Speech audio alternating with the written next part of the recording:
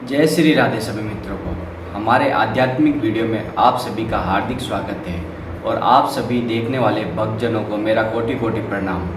तो आज का वीडियो का टॉपिक इस प्रकार है कि हम जानेंगे कि भगवान द्वारा बनाई गई ये माया क्या है। माया के विषय पर चर्चा की जाएगी, तो ध्यानपूर्वक सुने तभी आपको समझ में आएगा। तो सबसे पहले हम ये जान लेते हैं भगवान ने जो ये सृष्टि बनाई है तो ये माया रचित है, क्योंकि ये संसार को भगवान ने बनाया 3 गुणों से, सतोगुण, रजोगुण और तमोगुण। इन तीनों के द्वारा ही इस सृष्टि की रचना हुई है। अब इसमें मूल रूप से 3 चीज़ें हैं पृथ्वी पे सृष्टि में, एक तो ब्रह्मा, एक माया और एक जीव। तो जीव इसलिए कहा गया है कि वो अपने शरीर को शरीर मान बैठा है, क्योंकि एक तो वो भगवान का अंश है, वो भूल गया है। अब जैसे ये मेरा शरीर है, इसे मैं अपना शरीर मान रहा हूँ, लेकिन रूप, रस, गंध, शब्द, स्पर्श जो भी व्यक्ति महसूस करता है कि ये मैं खा लेता हूँ, ये मैं सूंघ लेता हूँ, ये भोग मैं भोग लेता हूँ, तो इससे मुझे शांति मिल जाएगी, नहीं। इसी कारण वो माया में फंसा हुआ है। उस जीव को अभी भी पता नहीं चल रहा है कि जो जीव है, जो भगवान का अंशी है, भगवान का अंश है, उसे केवल भगवत प्राप्ति हेतु एवं भगवान श्री कृष्ण के चरणों की प्राप्ति हेतु इस संसार जगत में भेजा गया है। लेकिन केवल भगवान द्वारा रचित जो माया जड़ वस्तु है, उसमें फंसकर वह नाना प्रकार के भोग भोगता है जीवन भर, तथा अपना जीवन ऐसा बना लेता है, किसी से राग करता है, किसी से द्वेष करता है, मान में सुखी हो जाता है, अपमान में क्रोधित हो जाता है, तथा मैं ये कर लूँ, मैं वो कर लूँ, मैं महान बन जाऊँगा, मैं वो बन जाऊँगा। केवल इसी वासनाओं के पीछे वह घूमता फिरता रहता है, लेकिन उसे शांति प्राप्त नहीं होती। तो माया इस प्रकार भगवान ने बनाई है कि ये संसार लोग कहते हैं कि ये झूठा है, लेकिन झूठा कैसा है? जब तक आप अपने शरीर को शरीर मान रहे हो, स्थूल, सूक्ष्म और कारण, ये तीनों चीज़ों से हमारे ये शरीर बना है, स्थूल, सूक्ष्म और कारण। सूक्ष्म शरीर के अंदर हमारी जो आंतरिक वृत्तियाँ होती है, मन, बुद्धि, चित्त, अहंकार, ये सब उसी सूक्ष्म शरीर में समाहित है। लेकिन हम क्या करते हैं, माया के कारण सब भूल बैठते हैं। केवल हमें संसार जगत जो अपना माँ बाप है, पिता पुत्र आदि है, परिवार के सगे संबंधी है, वो सभी हमें सत्य नज़र आते हैं।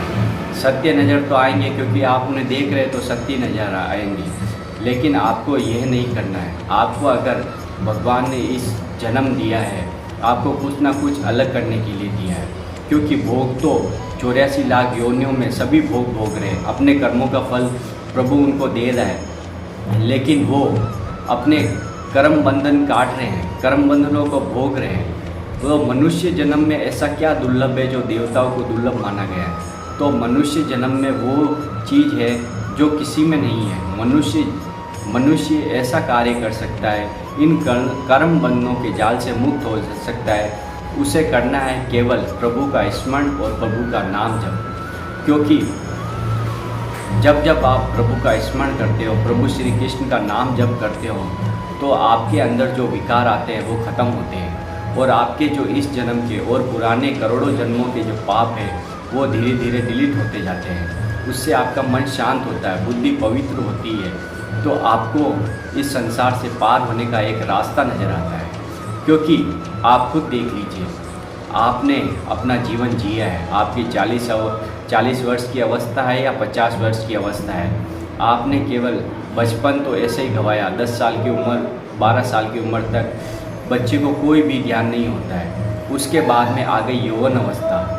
यौवन अवस्था केवल भोग भोगने में चली गई, उसको पता भी नहीं चला कि ये माया रचित संसार में मैं विषयों के चक्कर में ऐसा फंस रहा हूँ कि ये मेरी दुर्गति करा देगा, ये मेरा नरक का कारण बन जाएगा।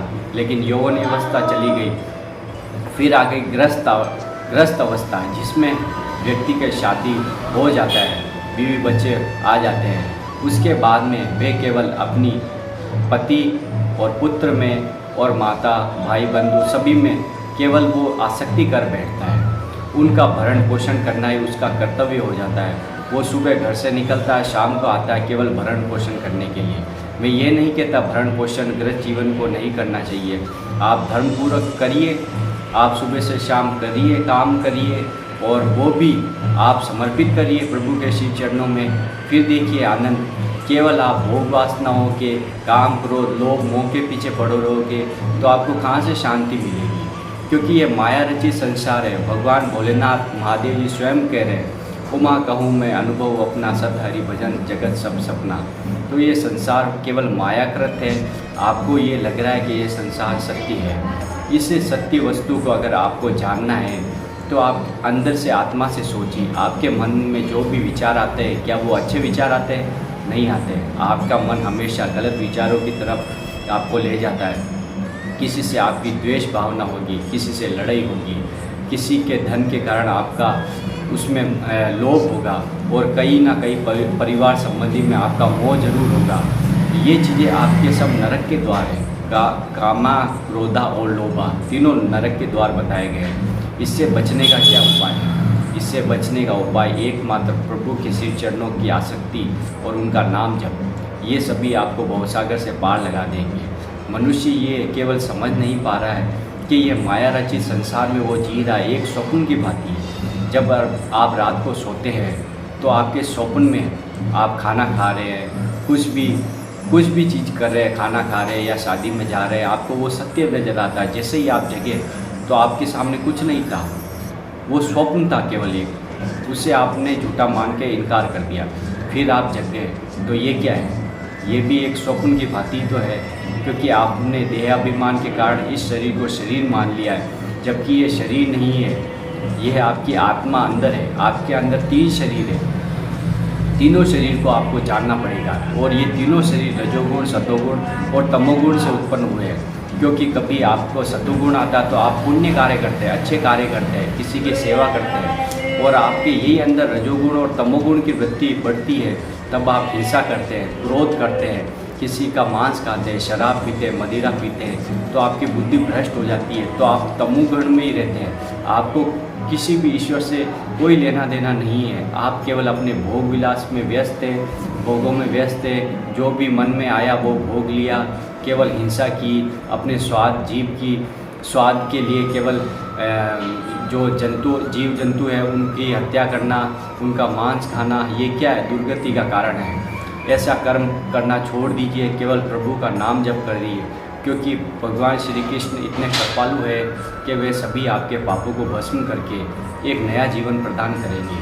क्योंकि आपको जीवन केवल भगवत प्राप्ति हेतु मिला गया है, और आप केवल कर्म बंधन में बंधकर ऐसे जाल बिछा रहे हैं, अपने जीवन को बर्बाद कर रहे हैं कि आप सोच नहीं सकते।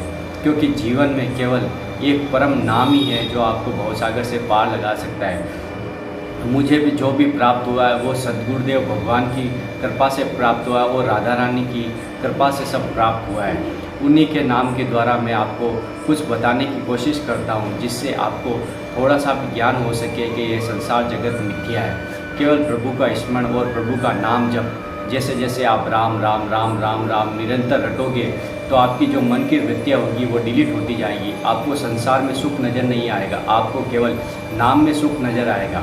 ये आप महसूस करके देखिए। आपकी दिनचर्या में ज़रूर आप नाम जप करिए, ज़्यादा नहीं, 1-2 घंटे तो कम से कम प्रभु श्री कृष्ण कृष्ण हरि हरि राधा राधा जो भी आप नाम बोल सके वो नाम उच्चारण करिए। फिर देखिए आपके जीवन में अभूतपूर्व बदलाव संभव होगा, और आप आनंदमयी जीवन जिएंगे, और सभी खुशियाँ आपके जीवन में आ जाएगी, सभी संपत्ति आपके पास आ जाएगी। आप जो चाहोगे आपको प्राप्त हो जाएगा।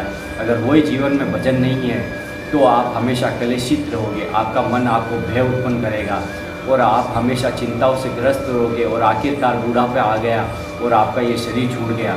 फिर खाली हाथ आए और खाली हाथ चले गए। केवल जीव स्वयं अकेला आता है और अकेला ही चले जाता है, उसे कुछ भी महसूस नहीं होता, क्योंकि वह केवल देहाभिमान के कारण अपने को शरीर मानता है, किसी से राग करता है, किसी से देश करता है, और पूरा जीवन बर्बाद कर देता है।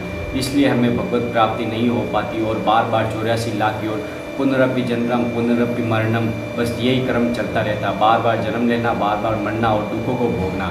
अगर दुखों से छुटकारा पाना चाहते हो तो प्रभु श्री कृष्ण का स्मरण करना स्टार्ट कर दो, नाम जप करना स्टार्ट कर दो, तो आपका जीवन बदल जाएगा। ये वीडियो कैसा लगा? वीडियो को लाइक कर दे, कमेंट कर दे, शेयर कर दें और चैनल पर नए हैं तो चैनल को सब्सक्राइब जरूर कर दें, क्योंकि ऐसी आध्यात्मिक वीडियो हम आपके लिए लाते रहते हैं। जय श्री राधे श्याम।